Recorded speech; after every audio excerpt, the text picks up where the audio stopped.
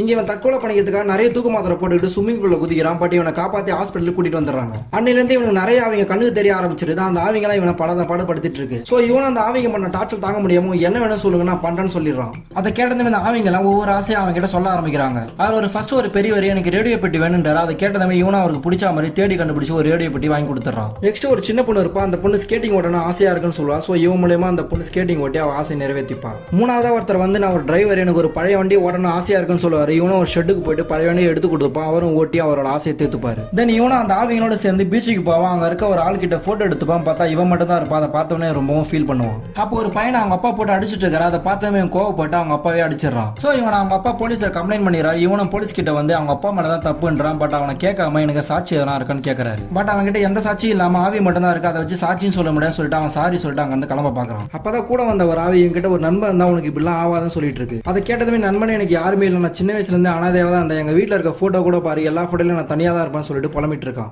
அப்ப அந்த நர்ஸ் பொண்ணு நாங்க வந்து இவன் பேசலாம் கேட்டதுமே இவனை லவ் பண்ண ஆரம்பிச்சிடறான். பட் கடைசியா ஒரு பொண்ணு இருக்கா எனக்கு எல்லாருக்குமே சமைச்சு போனதான் ஆசைன்னு சொல்றான். அது கேட்டதுமே அந்த பொண்ணை கூட்டிட்டு மார்க்கெட்லாம் போய் காய்கறிலாம் வாங்கி எல்லாருக்கும் சமைக்க ஆரம்பிச்சிடறான். அப்பன்னு பார்த்தா அவனோட லவர் வந்துடா. இவன் தனியா பேசிட்டு இருக்க பார்த்தமே இவனும் ஒரு பைத்திய மாதிரி புலம்பிட்டு இருக்கான். அதனால இவன் கூட வாழ முடியாது சொல்லிட்டு இவங்க கூட சண்டை போட்டுட்டு அங்க வந்து போயிடுறான். அதை பார்த்ததுமே அந்த ஆவிங்க கிட்ட ரொம்பவும் கோவப்பட்டு நீங்க சொன்ன ஆசையெல்லாம் செஞ்சுட்டு அப்பயே இங்க இருக்கீங்கன்னு சொல்லிட்டு சண்டை போறான். அதை கேட்டதுமே அவங்க இருக்க ஆவிங்க எல்லாம் கிளம்பிடுறாங்க. இவன் அந்த பொண்ணோட ஆவி சமைச்ச சமையல கொண்டு போய் அந்த கேர்ள் ஃப்ரெண்ட் கிட்ட கொடுக்குறான். அவளும் சாப்பிட்டு ரொம்பவும் சூப்பரா இருக்குன்னு சொல்றான். ஆனா இவன் அப்பதான் அந்த சமையல சாப்பிட்றான். சாப்பிட்டவனே எனக்கு பழைய ஞாபகம் வர ஆரம்பிச்சிடுது. அவனோட அம்மா தான் இவனுக்கு தேடி கண்டுபிடிச்சு இந்த மாதிரி சமையலாம் செஞ்சு கொடுப்பாங்க. அதை பார்த்ததுமே அவன் வந்ததே அவங்க அம்மான்னு சொல்லிட்டு புரிஞ்சுக்கிறான். ஆக்சுவலா இவன் சின்ன வயசா இருக்கும் போது உங்க அப்பா மாமா தங்கச்சி அவனோட அப்பான்னு சொல்லிட்டு எல்லாருமே ஒரே வேலை தான் போயிட்டு இருப்பாங்க. அப்ப திடீர்னு ஒரு ஆக்சிடென்ட் ஆயிடும். அதுல எல்லாருமே இறந்துருவாங்க. இவனுக்கு மட்டும் தலையில அடிபட்டு எல்லாமே மறந்துடுவான். அதனாலதான் அந்த பையன் இவங்க கூட எல்லாம் இருந்தா என்னெல்லாம் செய்ய ஆசைப்பட்டிருப்பானோ அதை எல்லாமே இவன் மூலமா செஞ்சு அவங்களோட ஆசையை நிறைவேற்றிப்பாங்க. இவனும் அது தெரியாம இவங்க எல்லாரையும் டார்ச்சர்னு சொல்லிட்டு திட்டி அங்க வந்து அனுப்பிடுவான். சோ இவனுக்கு இப்பதான் எல்லாமே ஞாபகம் வரும். அதை பார்த்ததுமே ரொம்பவும் ஃபீல் பண்ணி அழுவ ஆரம்பிச்சிருவான். தென் வீட்டுக்கு போயிட்டு அவங்களை எல்லாருமே கூப்பிடுவான். அவங்கள இவன் கூப்பிட்டதுமே எல்லாருமே வந்துடுறாங்க. அவங்கள பார்த்ததுமே ரொம்பவும் ஃபீல் பண்ணி அழுவ ஆரம்பிச்சிடறான். இதெல்லாம் நீங்க முதலே சொல்ல வேண்டியதானே கேட்டுட்டு இருக்கான். பட் இதெல்லாம் நீயே புரிஞ்சுப்பா சொல்லிட்டு வெயிட் பண்ணணும்னு சொல்றாங்க.